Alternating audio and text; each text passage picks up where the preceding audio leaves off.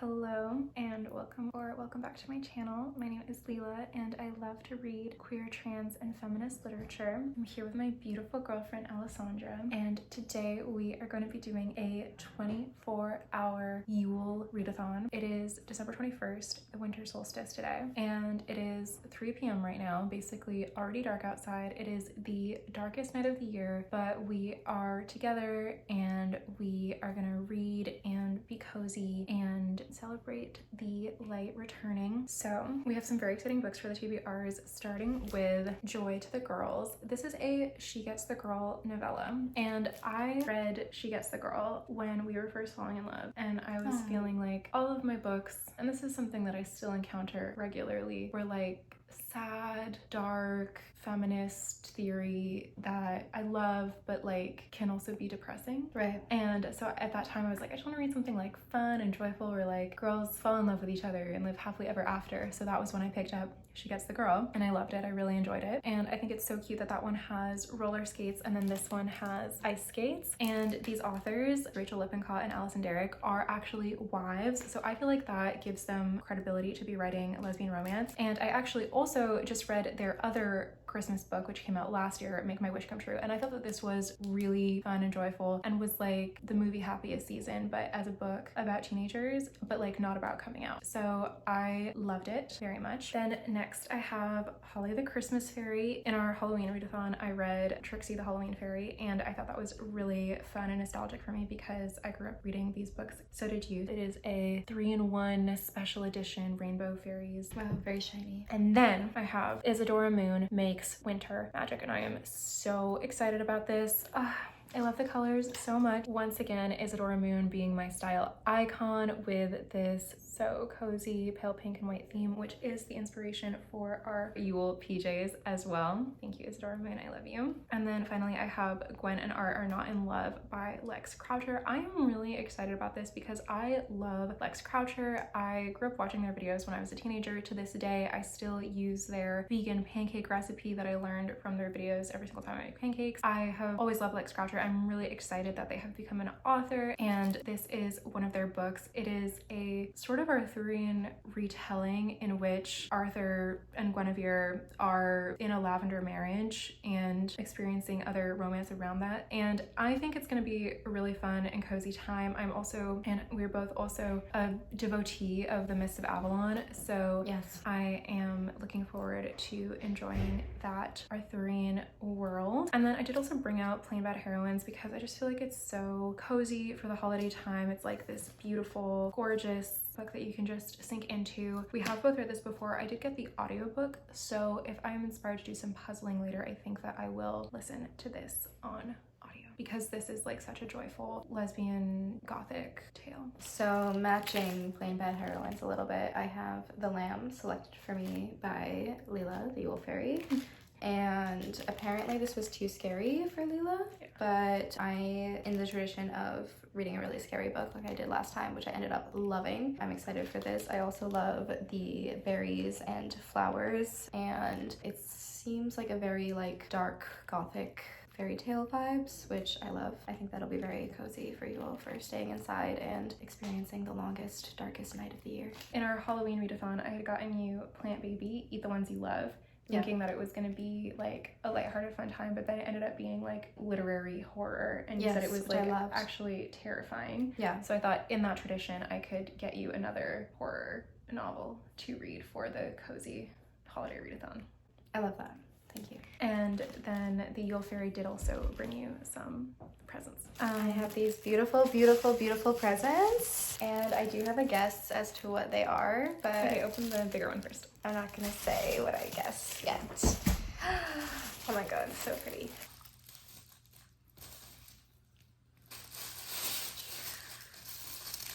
I love this beautiful wrapping paper. Thank you, Yule Fairy. I knew it!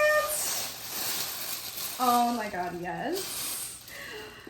Wings, spells, illusions. This is one of my very favorite series of all time from when I was a tween. It is about if plants evolved to have like sort of a humanoid presentation the same way that humans evolved. So they are fae, of course, though, but they're like these living plants, and there's a changeling story. So the main plot is following Laurel, who is a changeling, and of course there is a love triangle because it was of that time, and there is so much beautiful world building, and this is what I wanted for my Yule cozy reading, and I have never owned my own copy of them, so I am so excited. This is such a perfect present. Yay!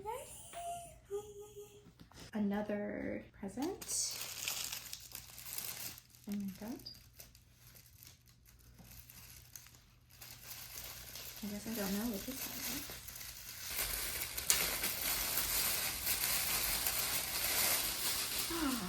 is. Okay, yes. Destined and Arabesque. I didn't know that this was published officially because she published this for free on Wattpad and I loved it. I was obsessed, but I didn't know that it had an official published copy. That is so fabulous. Also, I love all these flowers. Let's see, I think this is a fuchsia, camellia, leucodendron. This one is not super clear picture. Maybe a dahlia, actually? And this is, of course, an homage to Laurel's wings. Flower petals as wings. Oh my god, look at this beautiful set. Even all the extra novels. Yay! Yay! I love them. I love them. I love them. Thank you, baby. So that is the TBR. I am gonna start with wings first on my big beautiful stack of April and Pike books. Thank you, April and Pike, I love you. And thank you to my Yule Fairy, I love you. Oh, I think I'm gonna start with Joy to the girls. Meow, meow, meow, meow.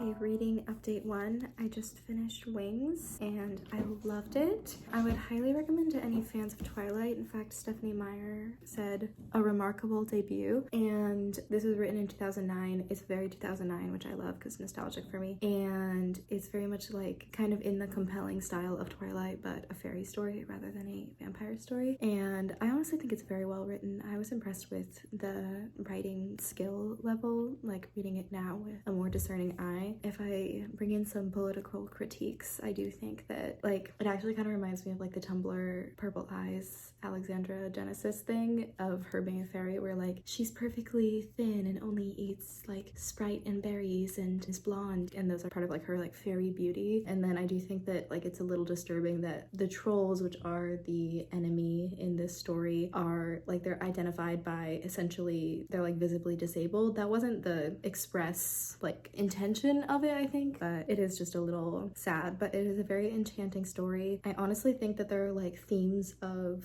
like colonialism to it. Again, I don't think that's intentional, which I think is really interesting. Like I think that like a lot of people raised in like colonial America like have the potential to have that kind of consciousness, but just like haven't consciously been raised that way, because like kind of like the whole struggle of this book is about protecting this like land, like keeping it in the hands of its people rather than the people who want to exploit it and who are trying to come in and exploit it. So I do find those themes in the book, even though I don't think that that was intentionally written into it. But I think it is so enchanting and beautiful, and I would highly recommend. It is 9 o'clock and we are having coffee.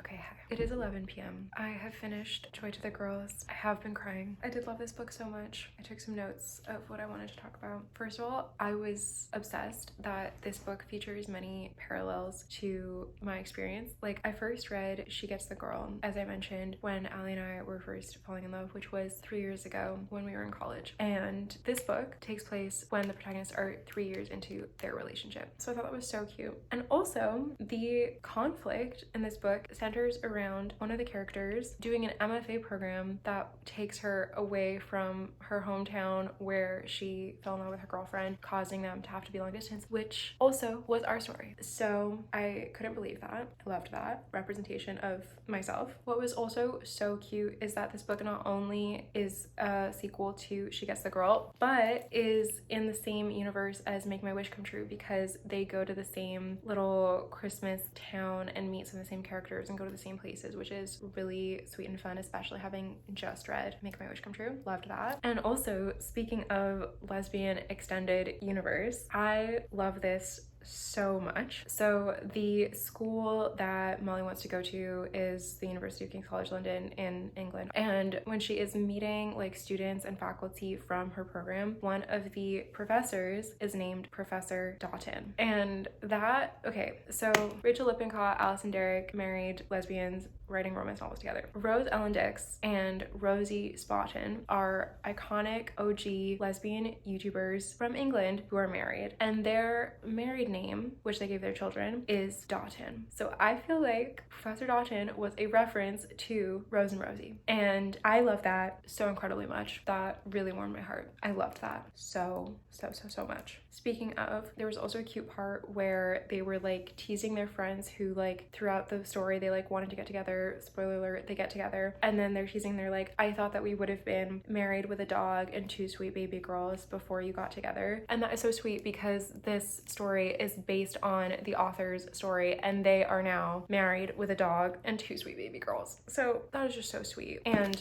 I was so touched in the acknowledgements. Alison Derrick wrote, I can only wish Alex and Molly a future life as full and happy as ours. Like, that is so sweet. I was also really moved that the fight between these 2 like young adults in the like third act conflict of this story felt very realistic and actually like really familiar, and it kind of made me realize like why reading romance is so comforting, because like I was like experiencing like representation of like, oh yeah, like we encounter conflict and we work through it and we like stay together and we are together in the end. Like that is so comforting, like coming from a perspective of like wanting to be in a like happily ever after long-term relationship. And so I felt like this moment of like, oh wow, like romance, and it was just like so nice to have that like realistic and familiar, comforting representation in a lesbian context. I really loved that. The one thing that I didn't resonate with as much was like, okay, like I feel like the value of this book is that it is a cozy holiday romance, right? Like that's what is so great about this book. And within that, there was some like commercial Christmas American capitalism vibes that were like not resonating with me as much. For example, they go to a Christmas tree farm and it was like all the trees are very uniform and we are like cutting them down and buying them for Christmas, and that just felt like extractivist to me and had a sort of like colonial or capitalist vibe that just makes me think about like, I feel like the Yule tree is like a celebration of nature, and then the like commercial capitalist Christmas tree is like the commodification of the dead tree or like the plastic tree. And I just like really think about that. So yeah, and then like in the end they were like, whether it's Christmas time or the 4th of July, and I was like, I don't really resonate with that as much. But overall, I really enjoyed this cozy holiday romance, despite my not as much resonating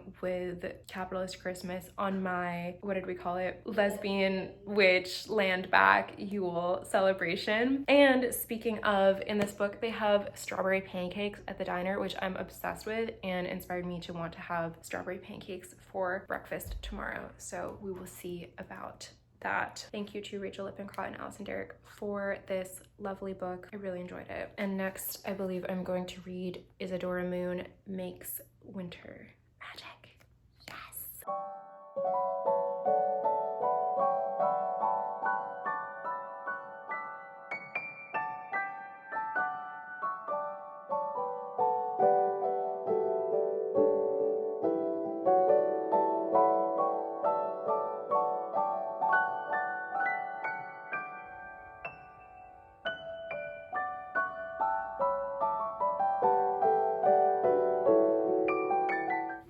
It is 1 a.m. We're getting tired, but that means that we have crossed the threshold of the darkest night, and as of now, the light is returning, so that is beautiful and hopeful. I finished Isadora Moon Makes Winter Magic. I am close to halfway through Spells. I loved this so much. Of course, as always, Isadora Moon so obsessed and in love with Harriet Muncaster's world, and these illustrations are exactly my Yule mood board, and I'm obsessed and I loved it. I did find Snowboy a little bit unsettling generally, and I was genuinely disturbed by the premise that he would have to melt, but I was relieved that they went to the land of ice and snow and that he got to live forever in this perfect palace, because that is gorgeous. I loved seeing those illustrations as you were showing them to me, and I love the beginning of spells because it is when Laurel goes to the Academy of Avalon, and the Academy is a gorgeous gothic architecture where the fall fairies learn how to make elixirs from plants, and it is just so captivating, and I love fairy school. I love that whole sequence so much. I love that. I know you're very tired, but would you like to do a 3-question quiz to find out where your best place to live is, whether that be the Snow Fairy Queen's palace, Isadora Moon's house, or your house? Okay, Yeah, I'm ready. You want to do it? Okay. What is your favorite thing to eat? A, ice cream cake, B, peanut butter sandwiches, or C, the meal you had for lunch today, which I think was peanut butter pretzels. Which is pretty close to peanut butter sandwiches, but I am gonna go with peanut butter pretzels. C. Okay. What is your favorite thing to do? A, slide down slippy banisters, B, practice magic, or C, play with your toys? B, practice magic. Excellent. And finally, if you could cast a magic spell, what would you do? A, make it snow every day, B, bring your favorite cuddly toy to life, or C, make Isadora come to your house to play?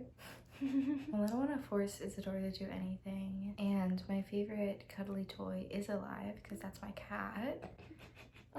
Do you think it would be fun if it snowed every day? But I mean, it would be super cold. Like, I think it would be nice if there was summer snow. I'm just gonna accept that it's like that we still get to have the seasons as they are. It just also has like some form of snow. That's cute. I'm gonna go with A. You answered 1C, 1B, and 1A to this so 3-question quiz. quiz. Everywhere. Yeah, so you have to live at the Snow Fairy Queen's palace, Isadora Moon's house, and your house. Okay, I love that. Which means you love running around and having fun in the snow, you love using your imagination and would fit in perfectly with the Moon family, and you're in just the right place. You love spending time with your family and having fun at home, which I think That's is true. It's all true. Yeah, and I think the same would be said for me. But what are your answers? I want to eat ice cream, A, practice magic, B, and have Isadora come over, C. So same, different but same. Wonderful. Different but same. Did you see kitties too? You are so cute, kitty. So next on the TBR, I do have my Rainbow Magic Holly the Christmas Fairy. And by the way, I did get out this rainbow bookmark to match, which makes me very happy. Also, I realized I wanted to add a book to the TBR because I was thinking about how you are a winter fairy. We are in winter. You're also a flower fairy. You are reading the Wings series, which is about fairies. And I've got this fairy book to read. Isadora Moon is half fairy, half vampire. And this one, she is in winter. I realized I would really like to read flower fairies of the winter during this reading challenge. Plus, it's quite short, so it will be pretty achievable to finish. There's like little poems in here, so I also have this on the TBR. And I'm gonna keep reading spells. Okay, hi vlog. It is 3 a.m. I finished Holly the Christmas Fairy, and I honestly hated this book. It was like just so Christmas propaganda, and like I should have known based on the title, but I was emphasizing the word fairy in my hopes for what this story would be, but it was really mostly about goblins in a way that felt like really anti-Semitic to me because of like the history of goblins representing Jews, and then just like the tropes and stereotypes that were in here. I was just like really feeling that and really disliking that. And then it's like this like capitalist Christmas vibe that I really don't resonate with like Santa being this patriarchal god who's like sorting people into like heaven and hell, naughty and nice, and like this like extractivist Christmas tree farm stuff that I was talking about, and like consumerist shopping at the mall and like meeting Santa at the mall. So like American religion and capitalism, like we've been saying. And then there's like the elves who are like in servitude and reindeer, and I'm just like elf rights, elf union, elf liberation, reindeer liberation. And then like the fairy magic was honestly like barely present in this book. They access fairy dust through a magical locket, and I loved that. And then there was also like cute magical decorations that I enjoyed that were like silver and pink stars, purple ribbon. Like I loved that, but there was like barely any. And then they go to fairyland briefly, but then it's like this heteropatriarchal monarchy situation, which I honestly found boring. And so overall I was just like disappointed by this book, and now really craving witch vibes because I feel like not really into this. But I am super tired, so I am gonna go to sleep, and I will talk to you in the morning. Good morning. It is 11 a.m. and I'm starting Gwen and Art Are Not in Love. I have this bookmark from the Gillian, and I love the way that these designs go together. Hi vlog. It is 1 p.m. meaning we have 2 hours left of our readathon. I just finished Spells, so the second installation in the Wings series. I was entranced, I was enthralled. The books are honestly even better than I remember. I love the fairy lore, I love fairies, I love being in this world. But also like the story is really well written, the dynamics between the characters are really well written. Like I was just complaining that this series does not have the same cultural place as like Twilight per se, because I think like they're so similarly rooted. They're written by Mormon authors in like the like late 2000s, pre-2010 era, and it's even like set in the Pacific Northwest. Like, but it has that captivating energy of like why Twilight, despite its flaws, has like remained relevant. And I even think that in some ways it's better than Twilight in that respect, because it's actually like not as like cursed Mormon energy. Like I think that honestly Aprilyn is a little bit more like feminist. I just think these books are amazing. I am so excited to read Illusions. The plot is so well crafted, and like the stakes build so naturally. I just think they're very, very well written, and I love them, and I love being in fairyland. I love you. I love being in fairyland with you. I have read the opening chapters of Gwen and Art Are Not in Love, and I'm loving this book. It is really good, and I vividly remember Lex Croucher before they had published a book saying that their dream was always to be a writer, and I feel like that really shows here. Like this is a really good book, and I am really loving it. And okay, so the premise is actually that this Gwen and Art are a different Gwen and Arthur. It's still medieval, but a few hundred years later, and there's Arthur, who's named after King Arthur, and then there's Gwen, who's a princess that has been betrothed to this other Arthur since she was born. And what I'm loving is that in this historical fantasy medieval world, there is the premise of Arthurian cultists who believe that King Arthur really was magic, whereas the good Christians of the realm scorn that. And that like cultism is exactly what I needed to heal from my Rainbow Fairies trauma of last night, where yeah, there's like that belief in real magic versus the Christian regime, just like in the Mists of Avalon, which is like really my sacred place. So I'm really grateful for that. This is like turning out to be the exact perfect book for me right now, the morning after Rainbow Fairies let me down. Also, there is a hot knight called Lady Leclerc that is Gwen's love interest, so I am really excited to see how that plays out. And then Arthur loves Gwen's brother, the prince. Okay. Also, fun detail, Arthur is Iranian. My grandmother grew up in Iran. Love that. So basically, I'm really enjoying this book, and I cannot wait to continue reading it. It is so delicious, like cake.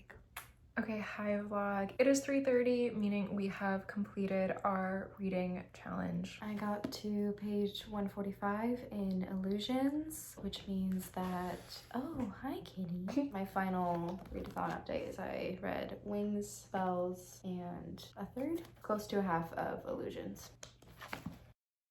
I read up to page 66 of Gwen and Art Are Not in Love, and I am really enjoying this book so far. It's so fun and delicious. And something that I love is that the knight, Lady Leclerc, who is Princess Gwen's love interest. Her first name is Brigid, i.e. the Celtic goddess slash Catholic saint Brigid, which I just find so perfect and like for me a symbol of how the goddess persists, which is just the perfect joyous Yule message for me. And I just love that so much. The goddess persists, joyous Yule. And then I did in the last hour also read Flower Fairies of the Winter and enjoyed it so much. I love the flower fairies. I think it's such a wonderful premise to draw a fairy for each flower and write a poem for each one by season. That's just so wonderful. So overall, in this 24-hour reading challenge, I read Joy to the Girls, loved it. Isadora Moon Makes Winter Magic, loved it so much. Holly the Christmas Fairy, Did not love it. no. Hated it. Respectfully hated it. The first few chapters of Gwen and Art Are Not in Love, loving it. And finally, Flower Fairies of the Winter. And I thought that I would end off